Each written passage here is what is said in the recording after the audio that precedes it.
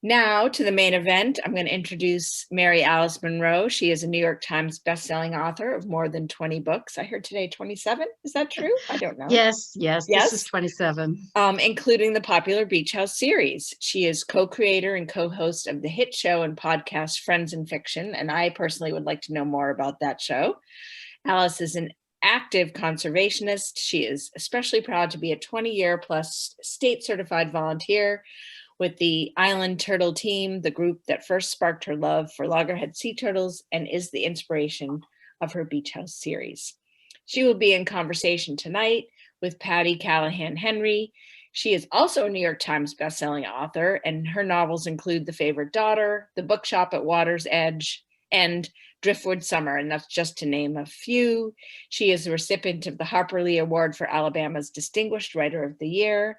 And I want you also to consider buying her latest book, Surviving Savannah. And there'll be easy clicks again in our chat box.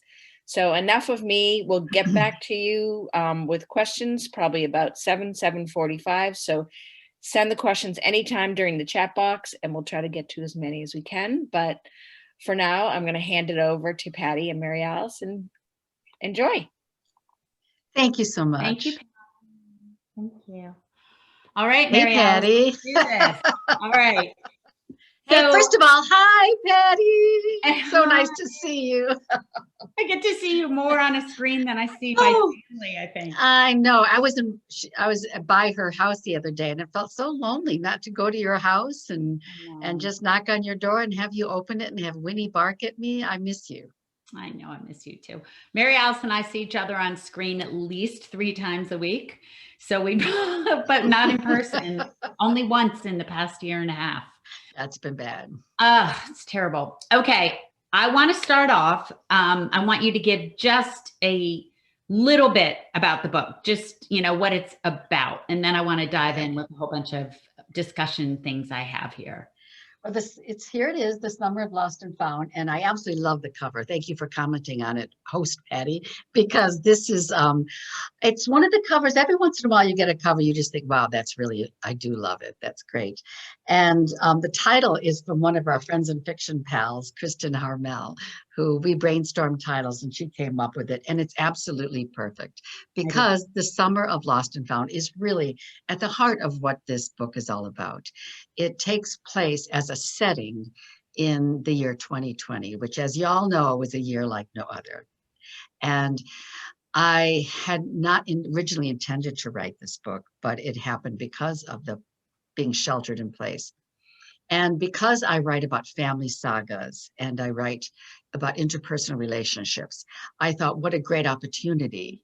Sometimes obstacles are opportunities to observe and note the changes and the challenges for families and relationships during this time of forced togetherness and shutdown. And I wrote this book in real time, and the storyline changed a lot. And I have to say, it's a hard book for me to describe in terms of plot. This is very character driven. And it takes place from April just to the end of August. So it's a short amount of time, a summer. Yeah. But it's during that time that we as a nation, we as individuals and families and friends went through enormous turmoil. And I really know that we're going to look back at this time and say, where were you when? This is like, where were you when the Twin Towers fell? Where were you when JFK was shot? And where were you during the pandemic, during the shelter in place? And I started off with young Linnea. This is the next generation of this family that I've been writing about for 20 years.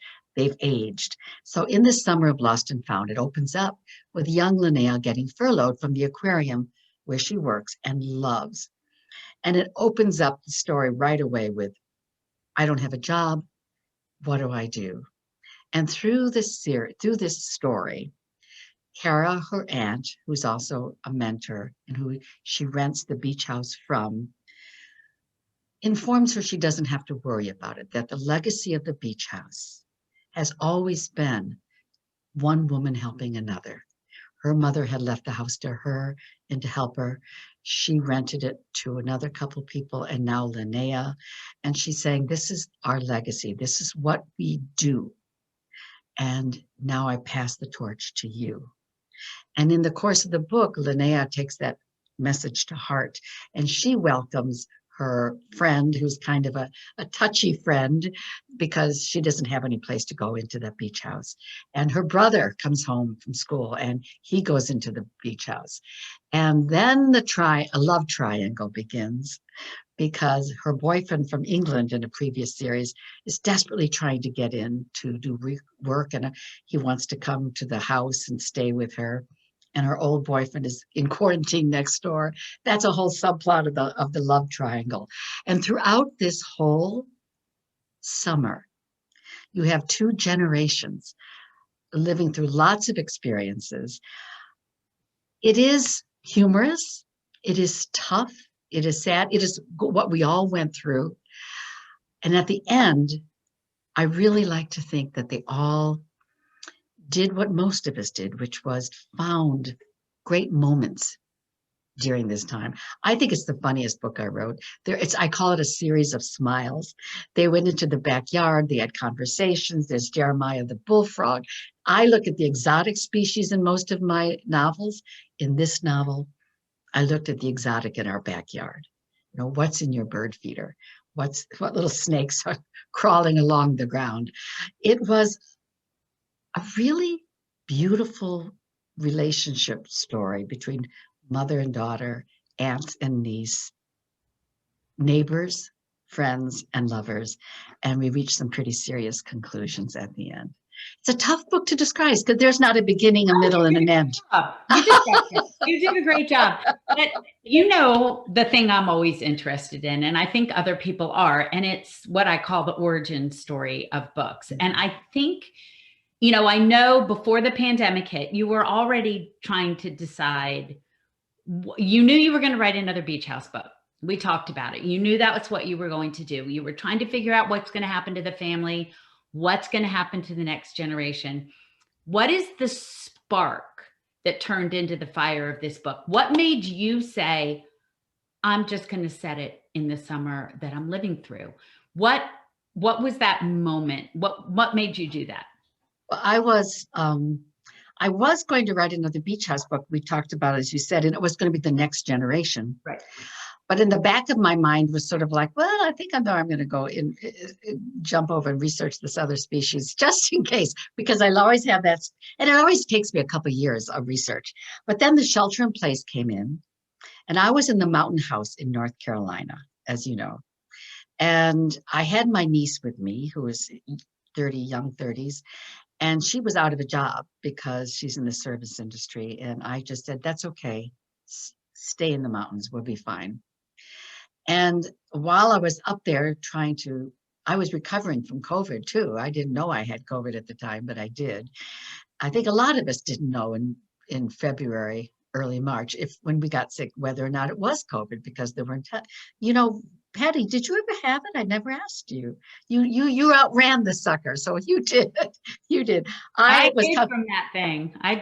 Man, I came back from South America, and I was docked next to the death ship, so I was a good chance I was going to get it. But anyway, I'm up in North Carolina, and my sister, who's in California, was out of work in a condo, and I said, get out of the city. Come to the mountains. And she did. And then my other sister, Marguerite, who's in Chicago and a psychotherapist, closed down her practice. And I said, come to the mountains, get out of the city. And she did. So we had 3 sisters and my niece, the women of Windover. The house was Windover. And we started a life. Oh, he was down in South Carolina avoiding us. My husband is from South Carolina. He came up once in a while, but I think it was a little too much estrogen in that house. And meanwhile, though, my kids came to my beach house in South Carolina. They left Chicago and just took over my house. There was no way I could go home because, they weren't just careful. And that was a thing. So I'm paying attention to all this going on. And I realized it hit me. This, like I said, this was a unique moment in history. And I'm not going to study whales as a species. I'm going to study the human species, like under this microscope in this unique time. And I did the same thing I always do. I observed and I take notes. But the difference was that I didn't have a story. I don't usually have a story when I begin studying a species, but it takes me a couple of years of studying before I figure out what that story is. I didn't have that luxury. I just wrote what I saw. And I remember when I talked to you about Patti, everyone was a little nervous about, is anyone going to want to read about it? And I said, I'm not writing about this illness.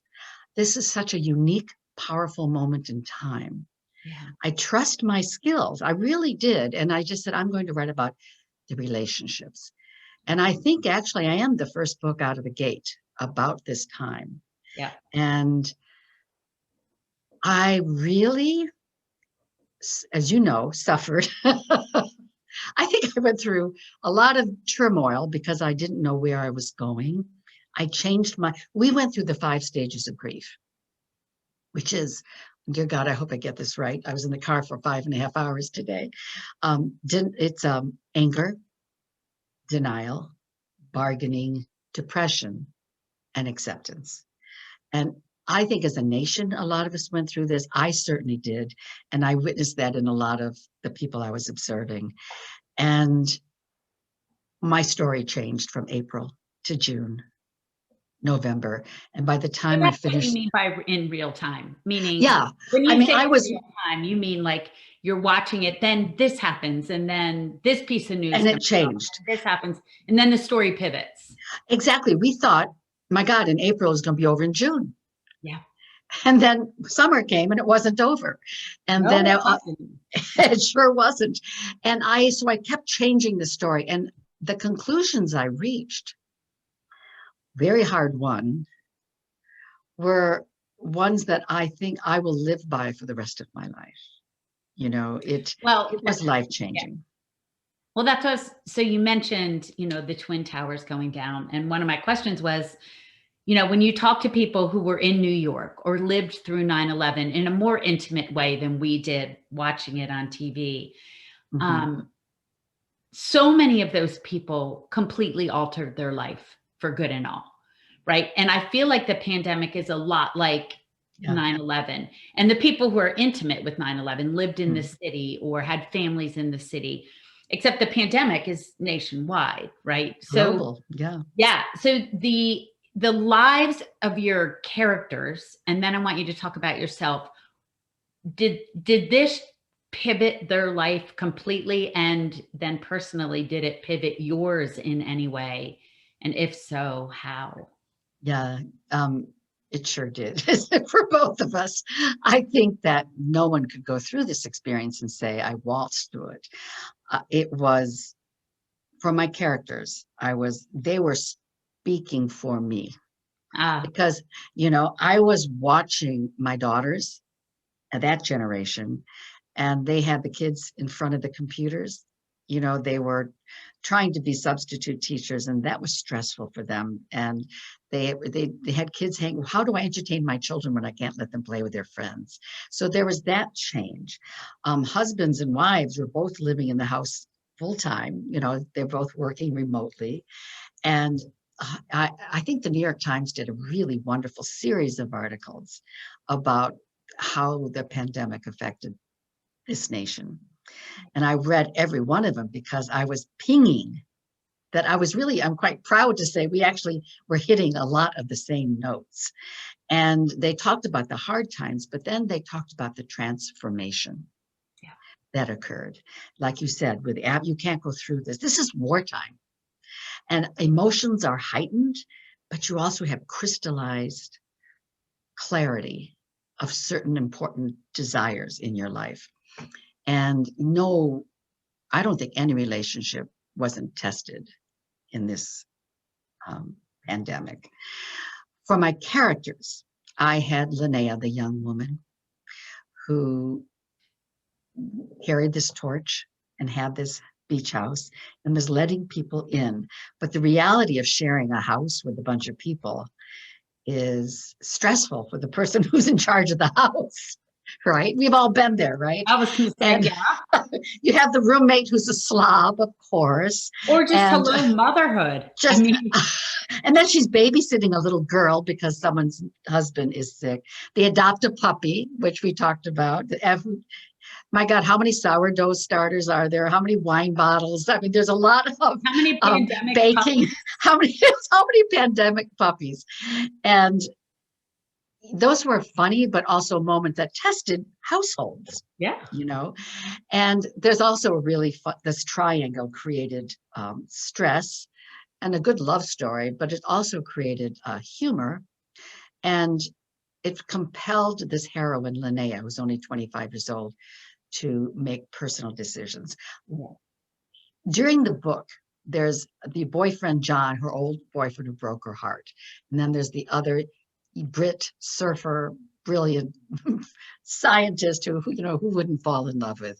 But these two guys are vying for her affections. Meanwhile, she's trying to monitor the house. Her mother's watching her. Everyone's in a fishbowl. And I think what happens to Linnea is she lost her way. Annabelle lost her way, her roommate. She lost her job and decided, I don't think I want to go back to that job.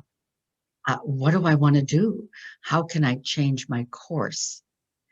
And there's a young man in the story who is her brother, who is redefining his own strengths. And as all this happens, the end of the summer is coming to an end, where they're all leaving and decisions have to be made. Yeah. And I think it leads to that pivotal point for Linnea when she has to make a decision, a choice. And it leads to my favorite scene. I don't know if you want to know what that is. Nope, don't give anything away. Okay. Well, there's a scene, and I won't give it away. I don't want anybody to have a spoiler. They need to read it. Well, she makes a decision, and it ultimately reflects, it's not about a boy A, boy B. Right. And that's what I love most. It's about, what am I going to do? Who am I? Yeah, that's what I think I meant, like this. You take stock, whether it's 9/11 or the pandemic, and either you frivol it away, or you make a transformative and you make a decision about how to live your life differently. And I know Linnea did. And then did it feel that way to you, or was it just your characters? No. Well, Patti, very much. It was, and I didn't think I realized until, like a lot of us, how much we were taking in until, like me, you're coming out of it. I realized, along with my characters, that in 2020, there is no hindsight. And this is the year that the key word we've all been saying now, but I realized in December was pivot. Yeah. That my grandmother used to say, honey, you have to learn how to zig and zag. And that's exactly what she realized. The older characters who were more concerned about their health than the younger ones. Anyone 50 years and older were more concerned about whether they're going to die. It wasn't just, I don't want to get sick. I don't want to die. There was that fear at the beginning. And they were taking care of each other. And it was also reassuring to watch the young watch out. Everyone was watching out for one another in a pod. It was an area of trust, which happens in wartime as well. Yeah. So for me personally, I knew when I scratched my bald head, because I pulled my hair out so much during this writing, that I took a lot of time to think about it. And I came across, for me, a conclusion that I thought rang true for my characters as well. And it's that, first, it's gratitude. I'm glad when this is over to be in good health. I'm glad to have another day. But also Eckhart Tolle, and I've read him, and you did, Patti, for years. Live each day to the fullest. But those are, and those are sweet words. But until I lived through this, I didn't truly get it. Mm. That we are coming out like moles blinking in the light. My characters are stepping out onto the beach at the last scene.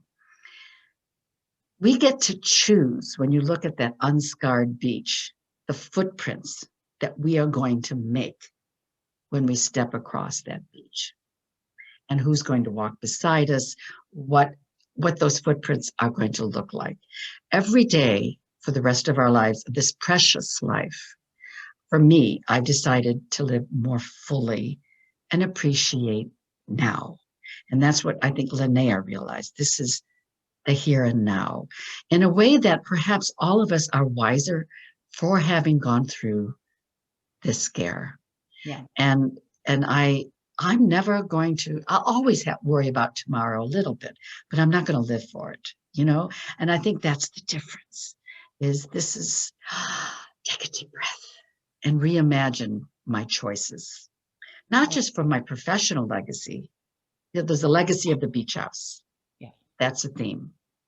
I think Patti, well, we've known each other for 20 years. I've been writing for 35. I'm pretty secure in my professional legacy, what I've left behind in the body of work. But the personal legacy is one that I don't think anyone is completely assured of. And that's where I decided, like my characters too, to say yes to friends like you, Patti, and family and loved ones more, and put everything a little bit more in balance. Yeah. Yeah. I think, any tragedy puts things on the scale that we had outweighed in the opposite direction and didn't mean to. So I know, speaking of family, that Greta, your daughter, and Claire to some extent, but Greta a lot more, helped you with some of the plotting and stuff.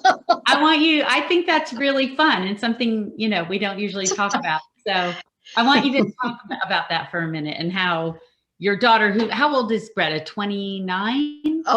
She would love you for saying that. She's more like 37. Oh my gosh. Okay. I know, it goes like this. It goes like that. My daughter's 29. I guess I'm just putting that on you. But yeah, she's young. She's young, and she's the professional. She was a professional kite surfer, and she's got a strong vibe. She advises me. She's homeschooling a kid during all this, and Greta, since the day I met her, has never been tied down, and here she is in the pandemic. Not only tied down, but tied down with a husband and a 4-year-old. Yeah, my daughter, the world traveling competitive kite surfer, is home. Yeah, and painting murals. So anyway, this is a funny story. This is the next generation, and I thought, okay, I'm pretty cool.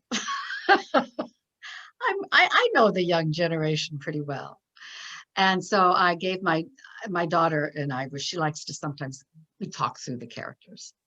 And I was saying, there's a situation in the beach house where Gordon is coming in from England. And, how can I realistically get him so he doesn't stay in the beach house? Because, they're not married.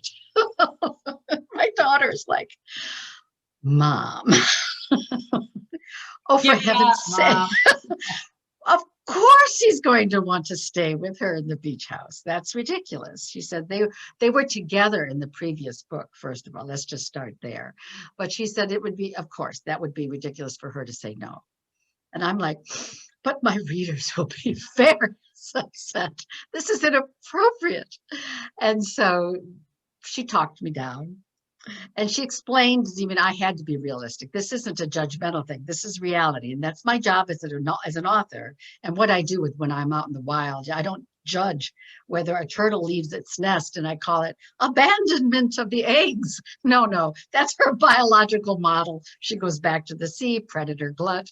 You don't make a judgment call. And as you write a novel, you don't either. This is what I'm observing. So I did. But I had the mother, Julia, come in. And I could put all my shock and awe and all that into Julia's. She was so upset. She goes over to her neighbor's house and is concerned that there's a brothel going on in the beach house. And everybody laughed, but it does provide for true humorous stories, because in Charleston, we're pretty traditional in terms of values and lifestyle. And I knew that this would be what her mother would feel. Yeah. And even though in truth, I'm pretty relaxed about things like that.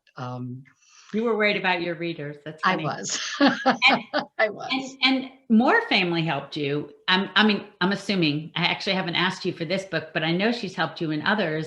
And she helped me with my book, Surviving Savannah. And that is your sister, who's a psychoanalyst. So when you were in the mountains with the women of Windover, did you go through the psychology of some of these characters? Oh, Patti, what a good question. Very much so. Yeah. My sister deals in trauma, and that was very important you all should know Patti's book, Surviving Savannah. Let's just pivot here. Speaking of pivoting, is a really wonderful book, and it's a historical about the Titanic of the South. And it is really a remarkable book. Surviving Savannah. If you haven't read it, you should. And Marguerite, my sister, talked to Patti at Patti's request about the trauma one would feel, right? Well, I'll let you say that, but trauma. And like how trauma holds in our bodies, how we express ourselves. So I assume with this book, she was doing the same for you, talking about what your characters would be doing or saying through all of that. It's true. I spend so much time talking about the animal research that I do, the wildlife, and that's true. But I spend as much time quietly working with my sister, Marguerite, and my husband's a psychiatrist. And, we will work through the mental situations of the health of my characters. But I'll never say, oh, Susie has a character disorder, but I will know the symptoms of it and be able to display it through thoughts and actions and deeds. And that is how you portray. That's what a novelist should do. So Marguerite was really helpful, especially for this story, because she was living it with me. And she was watching her children. Yeah. And I got to tell you one thing, though. My sisters were absolutely fanatic about spraying the packages and masks, and I was a little more relaxed. It was funny. They were like, Mary Alice, you stood far too close to that serviceman when he dropped off the packages, and I'm like, oh, for heaven's sakes! I have already had COVID. I'm good. At any rate. But it did reveal different levels of anxiety during this whole storm of concern. I do like to see, though, how beautiful it is as we come out, that people are getting vaccinated or are vaccinated. And I've been going out on the road a little bit, as we talked about, and people are in a precarious position where they're not sure how much they should go out. Yeah. And yet they're like at the gate, horses at the gate, ready to be released. And it's fun to think of normal, but I don't think we'll ever be able to totally relax about illness and contagion. It'll always be a concern, and it should be, according to what we know now in science, for the rest of our lives. So speaking of, if you're going to follow the characters after COVID, that leads to the never ending, always asked, forever question, is there another beach house? Yes, but not tomorrow. Not today. Not today. Not today. This series is 20 years. And so I feel really one of the most fortunate. It's like asking Jan Carone, is there another Mitford series? Of course she's going to say yes, because as long as the demand is there for the book, you don't want to disappoint. Yeah. But I have a couple other stories. I'm hunting whales at the moment. Yeah. And you are not hunting whales. I know. The moment I said the word, that came out wrong. That came out wrong. Hunting in terms of searching whales. I am searching whales. Delete. Those magnificent beasts. I have wanted to write. It's like dolphins. I wanted to write about them for years, but it wasn't until the right moment when I knew, okay, this is a situation that's serious. I can write about it. And my instincts, Patti, are bubbling. There's nothing in the That's news, but I so know Beach House something's isn't brewing. next, but it's coming. It's coming. Okay. So there are 7 books. This is book 7 in the series. They are all standalones. None of them have to be read in order. You can read The Summer of Lost and Found without having read The Beach House, of course. Yeah. But through the 20 years, through the 7 books, is there one character you have identified with the most? One that you hold right here and feel like is, I know they're all a part of us, you know, but is there someone who's you in a really meaningful way? Kara,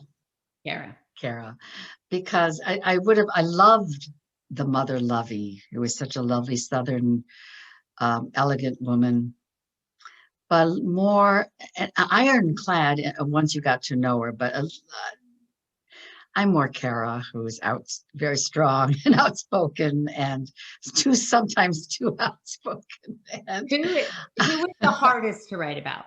Linnea. Linnea, was she? Linnea, because she's only 25 years of age, and they're all a little bit weaker and floundering when they're young, but the seeds of a strong personality were always there. And I can see her in this book blossoming as she begins to fully feel her own strength and come into herself. And it's a beautiful thing to watch with it. Coming of age story. It is her coming of age. Coming of age, yeah. Yeah, she fell in love and did all these other things. We met her at 8. So now she's 25, and it is her coming of age. But the last book was Kara's coming of age as the matriarch. And I feel at this point, that's where I am, Patti, in my life now. I'm seeing my kids at their mothers now and mature, and they have their children. And I want to say, okay, how can I help them? How can I give them? You're there, the leg up. Yeah. I'm good. It's my pleasure now to help them. And that full circle, I think, is the beauty of Kara's in the On Ocean Boulevard, the book before. And now Linnea has to start her journey. Oh, am I frozen or is Patti frozen? I think Patti froze. Oh dear, she'll be back on. She's a pro. She knows how to do this. But the whole series, though, is about a family that's Charleston family. And it's been 20 years in the writing, and we've watched them all grow up. But this book is a standalone. It completely, here she comes. It completely sets up this unique year like no other. And the relationships are tested. And I really am proud that it's the first one to come out. I really am. I don't know if I answered everyone's questions, but I think for book club discussions, when I've joined a few book clubs already, people have opened up about what's happened to them, where they were, what they've experienced. And I think those are the best book club discussions, when people can share and open up. Hey, host Patti.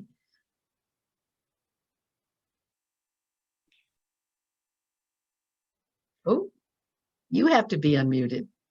Got to unmute me. There you are. All right. Well, I think while we're waiting for the other Patti to come back, there are questions coming through. I have to read this first. Oh, there you are, Patti. I don't know what happened. And I had like this really deep question. So I have no idea what just happened. If you only froze once, that's not much at all. That's not bad. But there is a book I want to talk about. Yeah. Okay. I'm going to let you continue for another 5 minutes or so before I delve into other questions. Okay, good. Go ahead.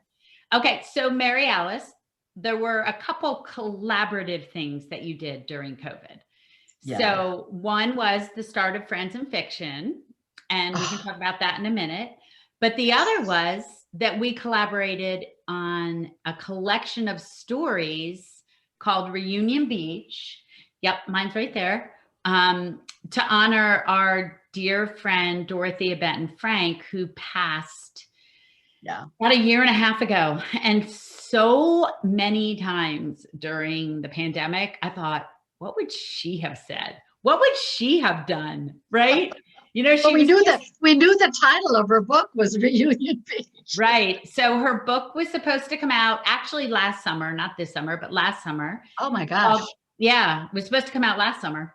Wow. And her editor, who we are both pals with, named Carrie Farron, came to us and said, I want to do a book that honors Dottie, but not about Dottie. Yeah. And so she asked us to all, there's, I think 9 total. Am I right? Well, 4 short stories, but there's a poetry, an essay. Yeah. There's, well, actually, Cassandra King Conroy did write a short story. Natalie I think there's 5 short stories. Yeah. Marjorie Wentworth wrote a poem, and some, of course, the family wrote their private memories, which were beautiful. It's a beautiful anthology. And the only guidelines you and I were given were, it has to be about a beach and a reunion. So real quick, before we take questions, tell us about your story, Mother and Daughter, because that is your theme, and there are turtles, and it is on a beach.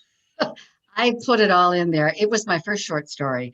And it's funny, I knew I wanted to write a mother and child reunion about a mother who meets the child who released to adoption at birth.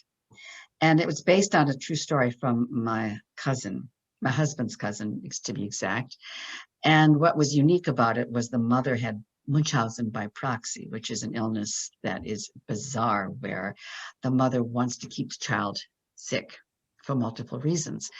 And I thought it would be interesting to tell the story, not so much about how they worked it out, but from the mother's point of view, traveling to the beach to meet the daughter, and then the daughter's point of view as she meets on her way to meet the mother, all the anxiety, all the memories, all the fears, and what happened in the 40 years, because the woman's 40 before they met.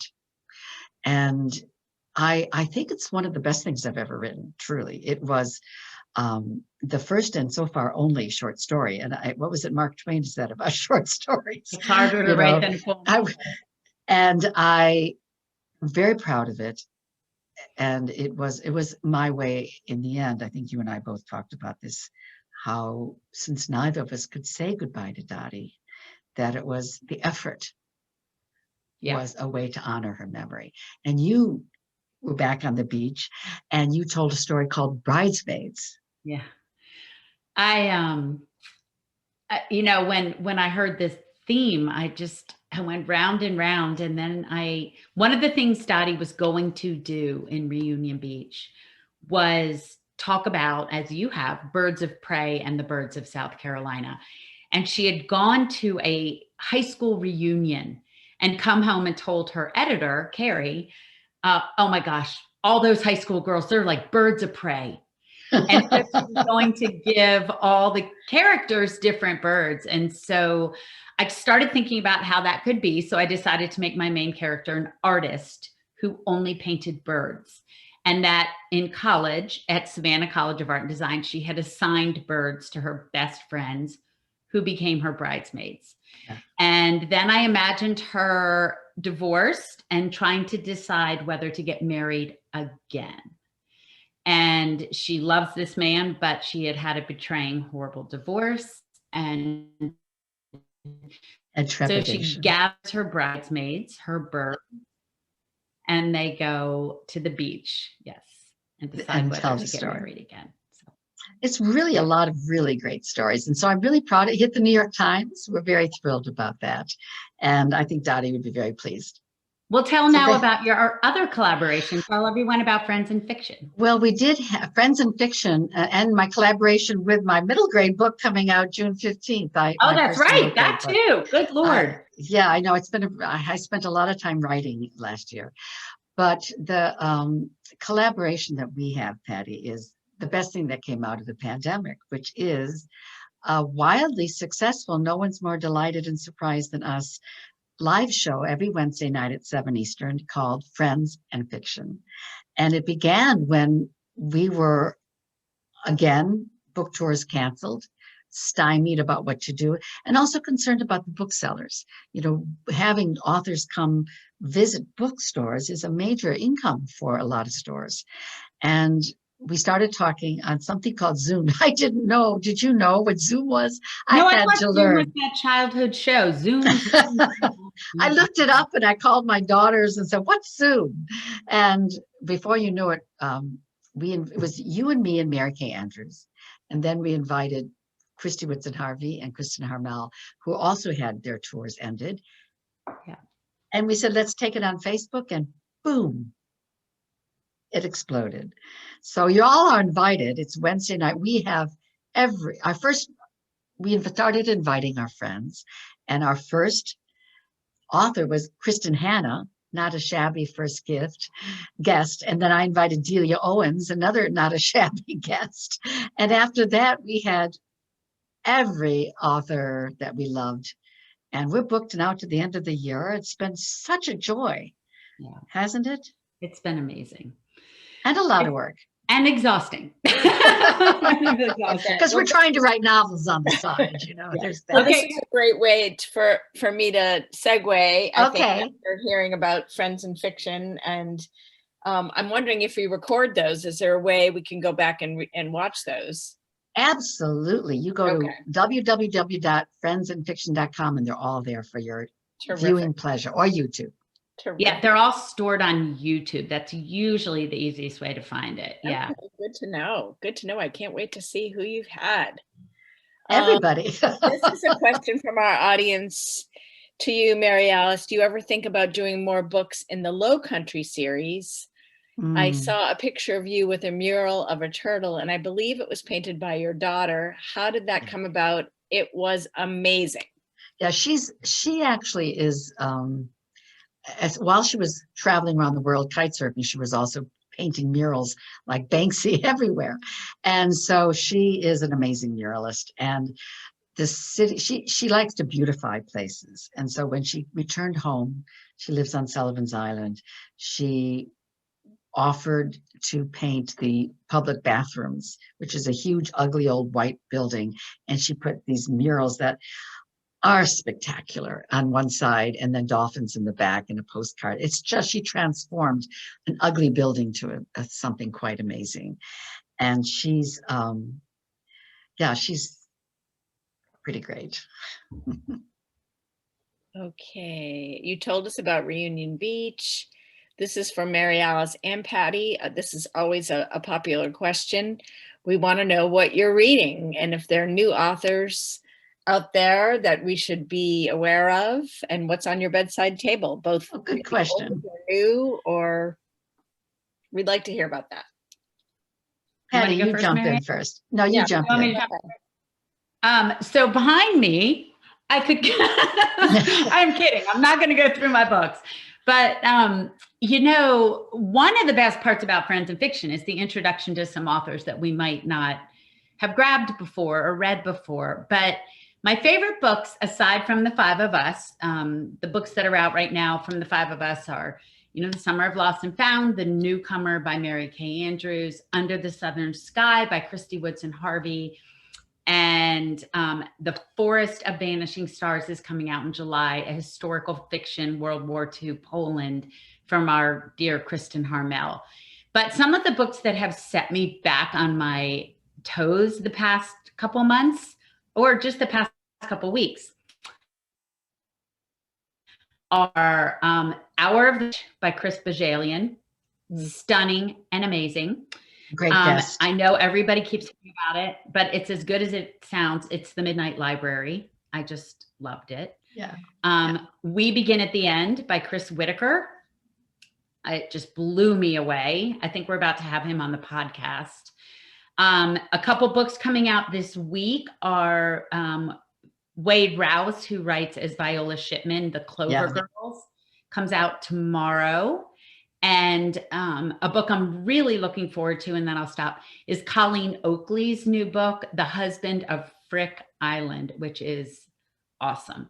So I could keep going. Oh, Yeah. and you That's can't miss great. Paula McLean. You cannot miss her Yeah. new one, When the Stars Go Dark. Do not miss.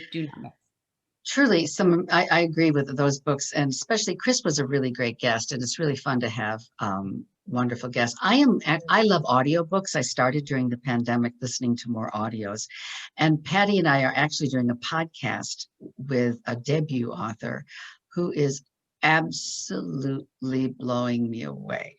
And the book is Trouble the Water. And it's about Robert Smalls, the first a runaway, or we should say a freed slave, who became the first Black American congressman, and actually is pivotal in the beginning the public school system as we know it today. But the audiobook is amazing because it's a Shakespearean trained narrator with this rich African American baritone voice who makes it come alive. But you are in the 1850s with this boy, and how this boy had this ability to want to learn to read. He was bright, but through his eyes, you saw the disparity of being a slave versus not being a slave, yet living in a house. And of course, then comes the war, and he grows up. I highly recommend it. I think it's a very quiet, not much talked about book yet. Troubled the Water from the hymn blows me away. That's awesome. And on that same episode, our friend Signe Pike, The Forgotten Kingdom, her book's coming out in paperback this next week. It's stunning. We could go on. Oh my goodness. Yes. It's This one of is the joys of for our readers. This is really definitely a favorite part for our readers is to hear your messages, to hear your book recommendations. Hour of the Witch. There's a lot of people piping in, very happy. And Chris is amazing. We had him also at RJ's. He is so articulate and so wonderful, and what a great guest. And so warm. Yeah, and authentic, all of the above. This question's for both of you. What surprised you most as the characters and story evolved? We'll start with Mary Alice.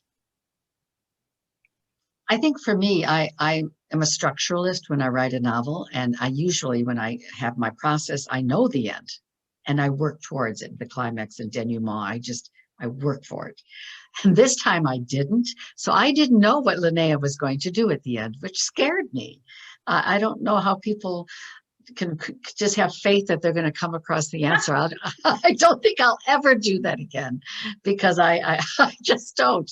So for me, the hardest part was not knowing what the ending was going to be, and struggling and thinking, and because she was ultimately the one who was going to voice what we all were feeling at the end of this season. Yeah, what surprised me the most for this book, for Surviving Savannah, what surprised me the most was that the theme I went into the book with didn't end up being the theme that I came out of the book with. Yeah. Wow. And so that once I discovered this little piece of history that had been lost, I won't get into it, but it completely shifted the theme of the book, which I thought was about just living through something horrible, surviving. And once I found out this lost piece of history, it became about surviving the surviving, meaning not just how do we get through something, but who do we become after we survive. So that was my biggest surprise. Yep. Wow. I thought I had it all planned out. It's that aha moment. Now I know what the book is truly about. It's like my kids. Nobody does what I say. This one's for you. One of your readers loved The Beach House on the Hallmark Channel, and is hoping that there'll be another either sequel or another one of your books brought to life on that channel. So I know I have to say, it was the greatest moment in my life to see it was a Hallmark Hall of Fame, and I grew up loving the Hall of Fame movies. Sarah played in Tall, it was great. And I was with Patti that night. And yeah, it was pretty cool. And I was actually sitting in Pat Conroy's big old ugly chair. Patti and I were in his house. And I was looking at the little glass it's like an award Hallmark gave him for his Hall of Fame. The Water is Wide. They made a movie of that. And I realized the significance of sitting in his chair watching my movie. I don't know if there'll be another. I'm in discussion with Andy McDowell. And yet, these things are so out of my control. So yeah, all I can say is we are in discussion. It's been a while.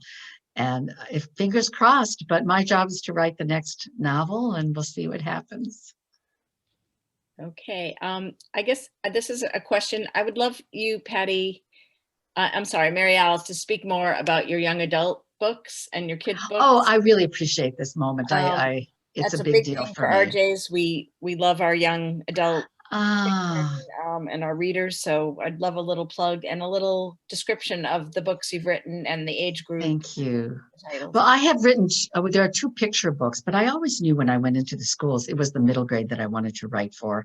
They have such enthusiasm for life, and they absolutely have no question that they can make a difference. They can fix the world.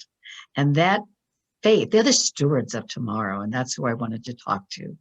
And so when I was asked to write a series, I jumped at it. It was a dream that I'd wanted to do. And it's called The Islanders. And it's a story based on what I've done with my own children. It's a story of 3 unlikely friends. There's a young, they're all 10 and 11, an army brat from New Jersey whose father's injured.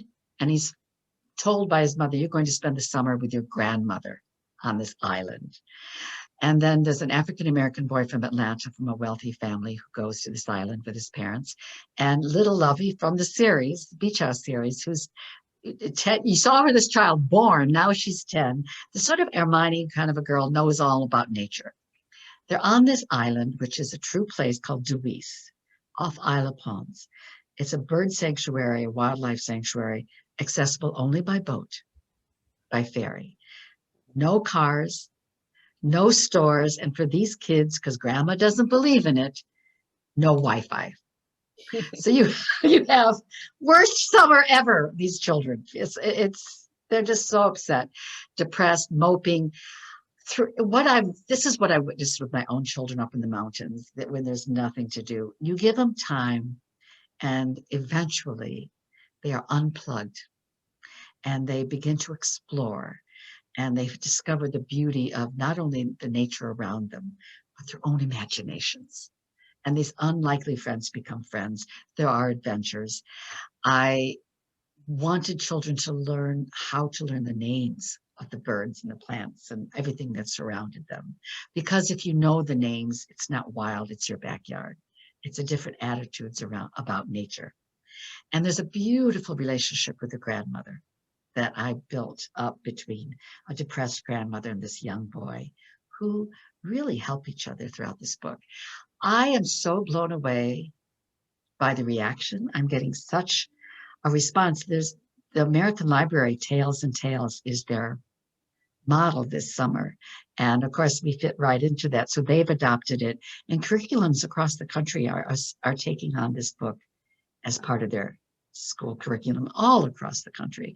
So it's been a glorious surprise. I think I hit just the right book at just the right time.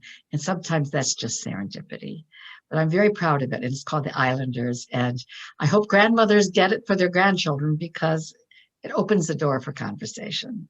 Absolutely. And young adult fiction is so much better now and so much more enticing and interesting. And it's just sort of a catalyst for readers throughout. I'm so excited about this book. Terrific. Thank you. I'm really excited. I never knew how it would turn out. It was sort of an act of faith. And I wrote it with a colleague of mine, Angela May, it's her first. And it's been a rewarding experience. And the second one, we're working on number 2 already. So it's exciting. Patti, we got to get those writing sprints going. I know. Ditto. I know. Back to the page. Back to the drawing board. Yes. Back to the page. Well, I think we're running out of time, but we thank you so much, both of you, for coming tonight, virtually coming tonight. Please think about purchasing before we go off. Can I tell you about this? No, oh, you didn't. Please. Oh, Oh, yeah, this is good. okay. Tell This me. is my little treat. Okay. This is Friends that you can't see it. It's a little plastic case that says Friends and Fiction on it. And this, I am a nut for non-plastic straws. Absolutely hate plastic. I've taken enough plastic out of animals. Look at this. It's a metal straw and it telescopes into a full-length straw with a little silicone so it doesn't hurt your teeth. And look at this. So cute. Little brush to clean it. But this closes back up and you put it in the case and you can pop it in your beach bag or your purse. It's anyone who buys either my book or Patti's Surviving Savannah and supports RJ Julia tonight by buying it from them. I will mail you this gorgeous little thank you gift. It's really cute. Friends in Fiction, which we hope you'll visit us Wednesday night with Pam Jenoff, by the way, 7 o'clock Eastern. But this is so adorable, and I just want to make sure everyone uses non-plastic straws. And it's my gift to you to buy either of our books. That's a great ending. It's the summer of Lost and Found and Surviving Savannah. So thank you both for coming, Patti and Mary Alice. Fascinating, wonderful. Good health to all of you. Have a great summer. Thank you all for coming.